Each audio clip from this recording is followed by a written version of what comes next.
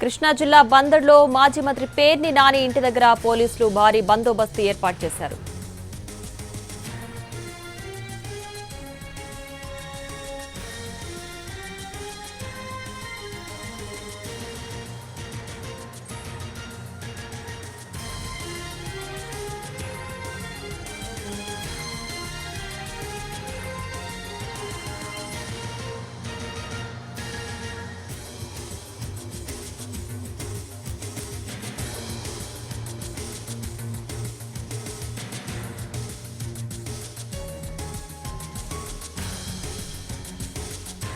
కృష్ణా జిల్లా మచిలీపట్నం నుంచి పెడన బయలుదేరారు మాజీ మంత్రి పేర్ని నాని. మాజీ మంత్రి తానేటి వనితతో కలిసి పెడన సభకు బయలుదేరారు. పెడనలో బాబు షూరిటీ మోసం గ్యారంటీ కార్యక్రమం జరగనుంది. పేర్ని నానిని కలిసి పెడన సభకు వెళ్లొద్దని డీఎస్పీ రాజా చెప్పారు.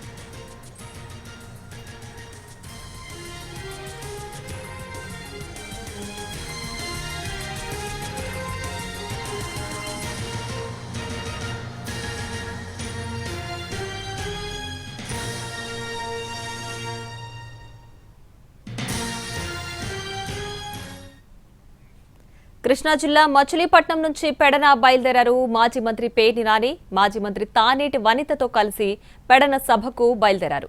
పెడనలో బాబు షూరిటీ మోసం గ్యారంటీ కార్యక్రమం జరగనుంది. పేర్ని నానిను కలిసి పెడన సభకు వెళ్లొద్దని బందరు డీఎస్పీ రాజా చెప్పారు. దీనికి సంబంధించి పూర్తి డీటెయిల్స్ మా ప్రతినిధి శ్రీకాంత్ అందిస్తారు. శ్రీకాంత్, ప్రస్తుతం అక్కడ పరిస్థితి ఏ విధంగా ఉంది? వనితతో కలిసి పేర్ని నాని వెళ్తున్నట్లుగా తెలుస్తోంది. ఏంటి డీటెయిల్స్?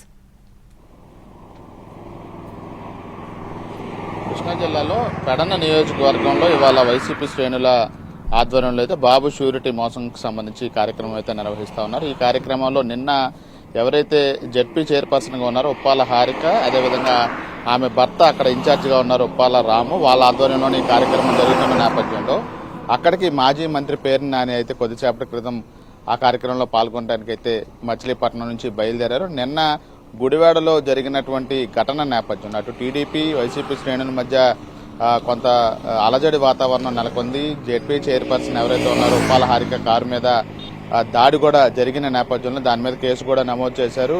ఈ పరిణామాల నేపథ్యంలో ఒకవైపున పేర్ని నాని చేసిన వ్యాఖ్యలు రప్పారప్ప దానికి సంబంధించి చేసిన వ్యాఖ్యల మీద కేసు కూడా మచిలీపట్నంలో ఆర్పేట పోలీసులు నమోదు చేసిన నేపథ్యంలో మళ్లీ ఆయన వైసీపీకి సంబంధించిన సమావేశంలో పాల్గొంటే కనుక అక్కడ టీడీపీ శ్రేణులు ఏమైనా మరోసారి టీడీపీకి వైసీపీ శ్రేణుల మధ్య కొంత శాంతి భద్రతల సమస్యలు ఉత్పన్నమయ్యే పరిస్థితి ఉంటుందనే నేపథ్యంలో ఆయన్ని ఈ కార్యక్రమానికి వెళ్లవద్దని చెప్పి జిల్లా ఎస్పీ ఇప్పటికే డీఎస్పీని పంపించి నోటీసు కూడా ఇవ్వడం కూడా జరిగింది. ఈ నేపథ్యంలో ఆయన అక్కడ బయటికి వెళ్లకుండా కూడా పెద్ద ఎత్తున పోలీసులను కూడా జిల్లా ఎస్పీ కూడా మోహరించిన నేపథ్యంలో మాజీ హోంమంత్రి ఎవరైతే ఉన్నారో తానేటి వనిత పేర్ని నాని నివాసానికి రావడం, ఆ తర్వాత ఆమె కారులోనే పేర్ని నాని కూడా కొద్దిసేపటి క్రితమే పెడన సభకు బయలుదేరి వెళ్లడంతో మళ్ళీ కొంత పోలీసులు అప్రమత్తమయ్యారు.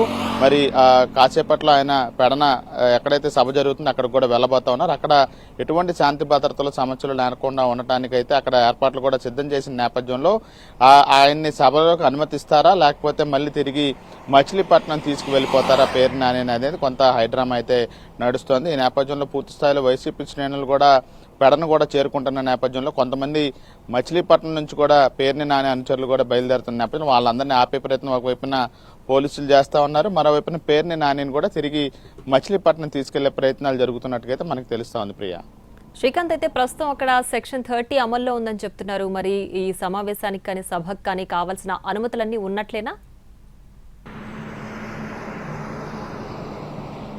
సెక్షన్ 30 జిల్లా వ్యాప్తంగా అమల్లోకి ఉంది అనే విషయాన్ని ఇప్పటికే జిల్లా ఎస్పీ గంగాధర్ కూడా స్పష్టం చేశారు. అదేవిధంగా ఎటువంటి సమావేశాలు ర్యాలీలు నిర్వహించడానికి సంబంధించి తప్పనిసరిగా అనుమతి తీసుకోవాలని కూడా చెప్పారు. అదేవిధంగా పెడన్లో సమావేశం కూడా నిర్వహించొద్దని తొలుత ఉప్పాల రాముకి స్థానికంగా ఉన్నటువంటి పోలీసు అధికారులు కూడా వెళ్లి కలిసి చెప్పడం జరిగింది. అయితే ఎటువంటి గొడవలు కానీ ఎటువంటి శాంతి భద్రతల సమస్యలు కానీ ఉత్పన్నం కాకుండా శాంతియుతంగా అంటే పెడన నియోజకవర్గం నేతలను మాత్రమే అనుమతిస్తాము, వేరే వాళ్ళను కూడా పంపమని కూడా చెప్పిన నేపథ్యంలోనే ఈ సమావేశానికి అనుమతించినట్టుగా అయితే మనకి తెలుస్తా ఉంది. ఈ నేపథ్యంలో పేర్ని నాని వెళ్లటం అనేది కొంత ఇబ్బందికరమైన పరిస్థితి. అక్కడ స్థానికంగా టీడీపీ కేడర్ కానీ వైసీపీ కేడర్ కానీ కొంత ఉద్రిక్తతకి పాల్పడే అవకాశం ఉంటుంది. కాబట్టి పేర్ని నానిని వెళ్లకుండా ఆపే ప్రయత్నం పోలీసులు చేశారు. అయినా కూడా ఆయన బయలుదేరి వెళ్లిన నేపథ్యంలో ఆయన సభకు వెళ్తాడా లేకపోతే ఆయన్ని తిరిగి పోలీసులు ఎక్కడైనా అడ్డుకొని మచిలీపట్నం తీసుకెళ్తారా అనేది ఇప్పుడు కొంత టెన్షన్ వాతావరణంగా అయితే చెప్పుకోవచ్చు ప్రియ. శ్రీకాంత్, అయితే నిన్న వైసీపీ చేపట్టిన మోసం గ్యారంటీ ప్రోగ్రామ్కి నిన్న కూడా కొంచెం ఘర్షణ తలెత్తింది. మరి ఇవాళ జరగబోయే ఈ కార్యక్రమానికి ఇప్పటికి అంటే నిన్నటి ప్రోగ్రాం దృష్టిలో పెట్టుకుని ఇప్పుడు ఎలాంటి చర్యలు చేపట్టారు, అక్కడ ఎలాంటి బందోబస్తు ఉంది? అంటే పూర్తి స్థాయిలో ఎక్కడా కూడా టీడీపీ కానీ జనసేన అదేవిధంగా వైసీపీ శ్రేణుల మధ్య ఎటువంటి వాగ్వివాదం కానీ గలాట సంభవించే పరిస్థితులు కానీ లేకుండా ఉండటానికి అన్ని ఏర్పాట్లు కూడా పోలీసులు సిద్ధం చేశారు. నిన్న గుడివాడలో పరిస్థితి వేరు. అక్కడ ప్రోగ్రాం జరగడానికి సంబంధించి వైసీపీ శ్రేణులు నిర్ణయించుకున్న తర్వాత అదే స్థలం ఏదైతే సభ జరుగుతుందో ఆ ప్రాంతానికి సమీపంలోనే టీడీపీ జనసేన శ్రేణులు కూడా సుపరిపాలనకు సంబంధించిన కార్యక్రమానికి బైక్ ర్యాలీ నిర్వహిస్తామని అక్కడే ప్రారంభించడంతోనే రెండు వర్గాల మధ్య కొంత వాగ్వివాదం కానీ దాడుల వరకు వెళ్లే పరిస్థితి అయితే నెలకొంది. అయితే ఇవాళ పెడనలో మాత్రం కేవలం వైసీపీ శ్రేణులు నిర్వహించే కార్యక్రమానికి మాత్రమే అనుమతి ఉంది. టీడీపీ వాళ్ళు ఏ కార్యక్రమం నిర్వహించట్లేదు. మరోవైపు నిన్న జరిగిన ఘటన నేపథ్యంలో అటు పేర్నాని నివాసం దగ్గర పెద్ద ఎత్తున పోలీసుల్ని మోహరించారు. ఇక్కడ పెడనలో కూడా పెద్ద ఎత్తున బందోబస్తుని ఏర్పాటు చేసిన పరిస్థితి కూడా ఉన్న నేపథ్యంలో ఇక్కడ ఎటువంటి గొడవలు అయ్యే అవకాశం లేదు. కాకపోతే పేర్ని నాని వస్తే కనుక టీడీపీ శ్రేణులు వేరే ప్రాంతాల నుండి కూడా వస్తే కనుక కొంత ఉద్రిక్త వాతావరణం నెలకొంటుంది. కాబట్టి అటువంటి పరిస్థితులు నెలకొండా ఉండటానికి అన్ని చర్యలు ముందస్తుగా చేపట్టారు. పేరు నానిని కూడా అక్కడికక్కడ అడ్డుకునే ప్రయత్నం చేసిన ఆయన వెళ్లారు. కాబట్టి ఆయన్ని తిరిగి మచిలీపట్నం తీసుకొచ్చే అవకాశాలు ఉన్నట్టుగా మనకు తెలుస్తా ఉంది. Right Srikanth, thanks for the